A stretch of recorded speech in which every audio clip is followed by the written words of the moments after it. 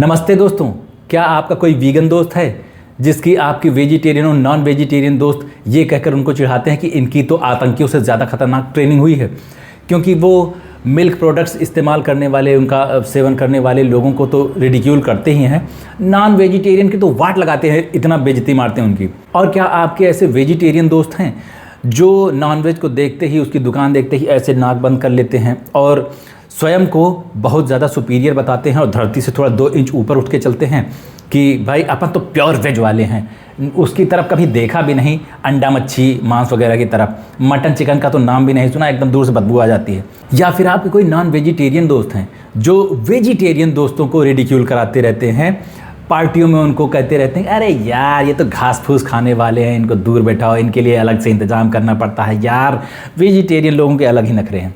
अजीब बात यह है कि इन तीनों प्रकार के प्राणी एक दूसरे को रिडिक्यूल करते हैं और अपने को दूसरे से सुपीरियर समझते हैं अलग अलग मामलों में। कोई कहता हम शरीर से ज़्यादा बलवान है, कोई कहता हम मोरली ज़्यादा ऊपर है, कोई कहता कि हम नेचर को बचा रहे हैं, कोई कहता हम धरती को बचा रहे हैं। और फिर इनके अलावा आते हैं एक सबसे बड़े वाले जो कहते हैं हमारे यहाँ तो लहसुन प्याज भी नहीं बनता, और बताओ क्या कर लोगे। तो आज इन तीनों कैटेगरीज़ की, वीगन, वेजिटेरियन या नॉन वेजिटेरियन जो हैं, इनके सबके बारे में सारी बातें करेंगे कि एथिकली क्या है, मोरली क्या है, धार्मिक रूप से क्या है, भौगोलिक रूप से क्या है, और नेचर क्या कहती है, और डॉक्टर क्या कहते हैं, न्यूट्रिशंस के लेवल पे कहाँ कहाँ पंगा पड़ता है। ये सारी बातें अपन आज इस वीडियो में करने वाले हैं। तो अगर आपने मानव सभ्यता का इतिहास पढ़ा है तो आपको मालूम ही होगा कि इंसान भी पहले बाकी जीव जंतुओं की तरह ही सर्वाहारी था, सब कुछ खाता था, सब पहले टेस्ट करता था कि क्या खाने से अपन जिंदा रहेंगे, क्या खाने से ताकत मिलेगी और क्या खाने से अपन मर जाएंगे। तो वो उस आधार पर मांस का, पौधों का, फलों का, हर चीज़ का सेवन करता था। और पहले तो कच्चा ही मांस खाया जाता था आग की खोज से पहले। लेकिन जब लोग सिविलाइज्ड हुए, थोड़ा सा सभ्य हुए, और उनको लगा कि नहीं यार, जानवरों पर तो एक क्रूरता है और इनसे थोड़ा अपने आप को दूर रखना चाहिए, घास फूस खाना शुरू करना चाहिए, खेती करनी चाहिए, तब उसने अनाज खाना शुरू किया। और उनको उस टाइम तक तो ये पता नहीं था, जगदीश चंद्र बसु से पहले, कि पौधे भी सांस लेते हैं, वो भी फील करते हैं दर्द वगैरह को। तो उनको लगा कि ये तो एकदम से क्रुएल्टी फ्री है, तो उसको उन्होंने स्वीकार करना शुरू कर दिया। और फिर उसके बाद जैसे जैसे सभ्यता बढ़ी, ये धार्मिक से ज़्यादा भौगोलिक परिस्थितियों पर निर्भर करने लगा कि कौन क्या खाएगा। जैसे आप उत्तर प्रदेश, बिहार, मध्य प्रदेश के कथित ऊंची जाति वाले लोगों को देखेंगे तो वो धरती से थोड़ा ऊंचे उठ के चलते, भाई हम तो प्योर वेज वाले हैं, एकदम शुद्ध शाकाहारी। वो ढाबा भी रोड के किनारे शुद्ध शाकाहारी वाला ढूंढते हैं, जैन वाला मिल जाए तो बेहद ही अच्छा है। लेकिन बाकी के स्टेट्स में, जैसे साउथ इंडिया में या बंगाल वगैरह में, वहाँ पर इतना ज़्यादा वेज खाने को लेकर, शाकाहारी खाने को लेकर एक्सट्रीम पागलपन नहीं है। वहाँ पर लोग सबसे ज़्यादा सी फूड खाते हैं, उसके बाद मांसाहार भी करते हैं, यहाँ तक कि उनके देवी देवताओं को भी मांस का भोग ही लगाया जाता है, मछली वगैरह ही चढ़ाई जाती है। इसकी वजह धार्मिक नहीं थी, ज़्यादा भौगोलिक थी, क्योंकि जो मैदानी इलाके हैं ना, यूपी एमपी वगैरह के, यहाँ पर अनाज आसानी से उगाया जा सकता है, यहाँ पर मौसम अच्छे होते हैं, पानी की व्यवस्था अच्छी है और ज़मीन भी अच्छी है, मिट्टी भी अच्छी है, तो हर तरह की फसल यहाँ पर बहुत अच्छे से की जा सकती है। और लंबे समय तक किसी को पता भी नहीं था कि पेड़ पौधों के साथ भी क्रुएल्टी होती है, अभी भी लोगों को नहीं पता है ज़्यादातर। तो उन्होंने शाकाहारी खाना अपनाया। अब जिन इलाकों में खेती इतनी अच्छी तरीके से नहीं हो सकती है, वहाँ के मौसम चैलेंजिंग है, वहाँ की मिट्टी थोड़ा अलग प्रकार की है, और वहाँ ज़मीन कम ही है, जैसे समंदर से जो घिरा है इलाका, वहाँ पर खेती करे कहाँ आदमी, समंदर के पानी में करेगा। तो कुछ चीज़ें वहाँ उन्होंने उगाई, चावल वगैरह, और कुछ चीज़ें उन्होंने समंदर से ले ली, सी फूड वगैरह, तो उनके यहाँ डाइट में वो शामिल हो गया। वो भी धार्मिक रूप से अपने आप को किसी तरह कम नहीं कहते हैं, जैसे वेजिटेरियन वाले हैं वैसे नॉनवेज खाने वाले भी हैं, उनका भी एकदम बढ़िया पावर हाई ही रहता है। तो ये वेज या नॉनवेज खाना कल्चर से ज़्यादा, धर्म से ज़्यादा भौगोलिक परिस्थितियों पर डिपेंड करता है। अभी मैंने भारत के ही परिप्रेक्ष्य में बताया, इसके अलावा बाकी के जो देश हैं ना, उन पर भी यही लागू होता है। जो भयंकर ठंडे देश हैं, जैसे रशिया का साइबेरिया वगैरह इलाका है, वहाँ पर मांस को बहुत समय तक स्टोर करके रखा जाता है। मछलियाँ वहाँ, अगर आपने वीडियोस देखे होंगे तो वो फ्रोज़न मछलियाँ होती हैं, उनको बढ़िया जमा के रखते हैं और उसके बाद फिर पका के खाते हैं जब भयंकर सर्दियाँ पड़ती हैं। तो ये तो हो गई वेज खाने वालों की और नॉन वेज खाने वालों की बात। अभी तक अपना समाज जो है वो दो फाड़ हो रखा था। वेज वाले नॉनवेज खाने वालों को देख के मुँह चिढ़ाते थे और वो इनको देख के वाइस वर्सा चलता रहता था। और अजीब बात ये है कि ये पागलपन जो है ना, एक दूसरे के चिढ़ाने वाला या अपने को सुपीरियर समझने वाला, ये भारत में ही था। बाकी के देशों में खाने को लेके इतनी लड़ाई नहीं होती थी कि अगर वेज थाली खाने वालों से नॉनवेज खाने वाले की थाली छू जाए तो हमला कर दे उस पर, या नॉनवेज होटल में रेस्टोरेंट में नहीं जाना है। इन सब चीज़ों पर पहले इतना पागलपन पूरी दुनिया में नहीं था, सिर्फ वेज और नॉनवेज वाले लड़ते रहते थे। लेकिन फिर पता है क्या हुआ, पश्चिम में ख़ासतौर से यूएस वगैरह में वीगनिज्म की बाढ़ आई। वहाँ पर एक और चीज़ आई, उन्होंने कहा कि सभ्यता में हम सबसे आगे हैं, तो एक और चीज़ प्रस्तुत करते हैं इस दुनिया के सामने, वो था वीगनिज्म। वो मिल्क प्रोडक्ट्स को भी, डेयरी प्रोडक्ट्स को भी एकदम से खारिज करके सिर्फ और सिर्फ वेज पर आ गए, मतलब कि खेती पर आ गए, और सिर्फ जो प्लांट बेस्ड फूड हैं उनको खाना शुरू कर दिया। फिर वेज और नॉन वेज वाले एकदम धक्का मार के पीछे चले गए, तुम कौन होते हुए। तो वीगन खाने वालों का फंडा एकदम क्लियर है कि नॉनवेज खाने वाले तो एकदम गए गुजरे हैं ही, वो क्रुएल्टी करते ही हैं धरती पर भी और समाज पर भी, पशु पक्षियों पर भी, क्योंकि बहुत बुरी तरीके से जानवरों को पाला जाता है मुर्गी फार्म में या बकरियों के फार्म में। जहाँ कहीं से भी अंडे की या मांस की खेती होने लगती है तो वहाँ पर क्रुएल्टी आ जाती है।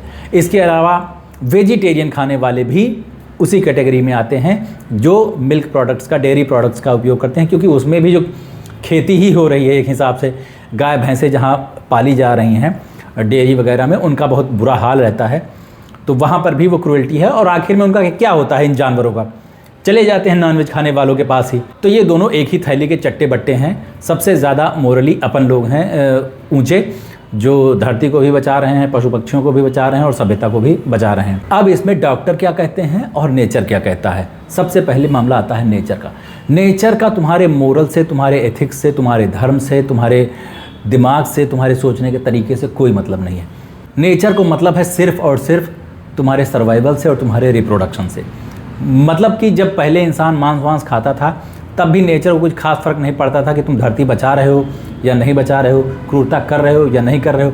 अभी भी जो जानवर दौड़ के हिरन को नोच के खा लेते हैं वो कितनी क्रूरता करते हैं, नेचर उनसे कुछ भी कहने नहीं आता भाई तुम ये मत करो। नेचर बहुत क्रूर चीज़ है अपने आप में ही, उसके लिए सिर्फ और सिर्फ सर्वाइवल ही एकमात्र चीज़ है।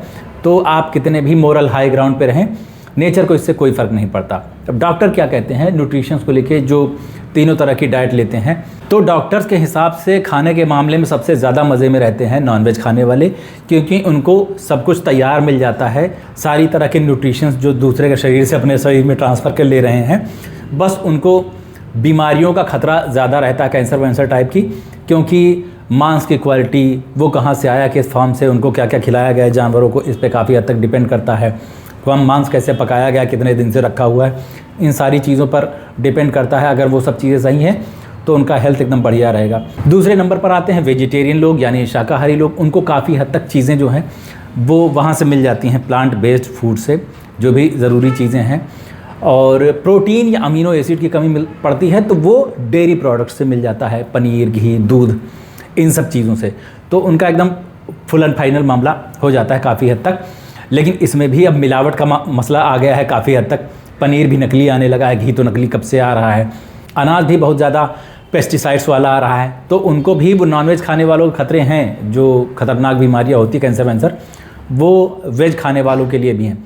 बीमारियों से सबसे ज़्यादा सुरक्षित जो हैं वो हैं वीगन लोग, क्योंकि वो ज़्यादा कुछ खा ही नहीं रहे हैं, ना वो मांस खा रहे हैं, ना तो डेयरी प्रोडक्ट्स का इस्तेमाल कर रहे हैं। लेकिन जो प्लांट बेस्ड फूड मिलावटी वो खा रहे हैं उसमें भी उनका नुकसान है। सबसे तगड़ा जो नुकसान होता है वीगन खाने वालों का, उनको शरीर में बहुत ज़्यादा ज़रूरी न्यूट्रिशंस जो है वो नहीं मिलते हैं। जैसे प्रोटीन ही है, वो टोफू वगैरह से मिलता है उनको, लेकिन बहुत ज़्यादा नहीं मिलता है। उसके अलावा omega 3, vitamin B12, iron B12, zinc, calcium, ये सारी चीज़ें इनको नहीं मिल पाती हैं। इसके लिए इनको सप्लीमेंट्स का इस्तेमाल करना पड़ता है।